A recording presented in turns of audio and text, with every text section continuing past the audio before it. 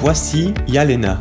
Yalena aimerait vous montrer comment la scène du tennis s'est réouverte en Suisse après le lockdown du Corona. Tous ceux qui veulent jouer au tennis sur un court public doivent réserver leur cours en ligne, ce qui implique de fournir ses coordonnées. C'est comme ça qu'on pourra suivre une chaîne d'infection. En Suisse, cela se fait grâce à l'application GoToCourts, un partenaire officiel de Swiss Tennis dans le domaine de la réservation électronique des cours. Se changer et se doucher, cela se fait à la maison car les vestiaires des clubs et des centres sont fermés. On nous recommande aussi de ne pas utiliser les transports publics. Moins il y a de gens et plus il y a de distance, mieux c'est. C'est aussi valable quand tu rencontres ton partenaire. Tu arrives sur place 5 minutes avant de jouer et tu repars aussi vite après avoir fini de jouer. Et si tu croises d'autres personnes, garde une certaine distance. Essaie de te tenir aussi loin que possible des autres personnes.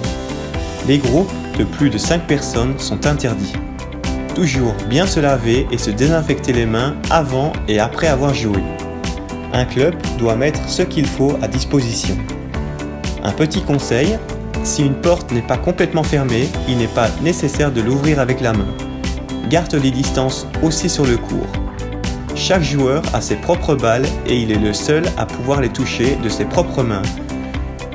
Le mieux, c'est de marquer les balles avec un signe personnel quand tu les sors de leur boîte. Quand tu joues, tu n'as pas besoin de toucher les balles de ton partenaire. Tu les renvoies simplement avec le pied ou la raquette.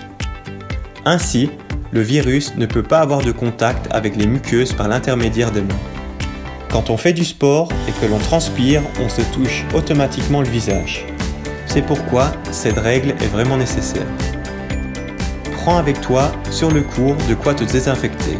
Ainsi, tu peux réagir dès que tu as touché quelque chose que tu n'aurais pas dû toucher. Cela arrive si souvent, surtout au début.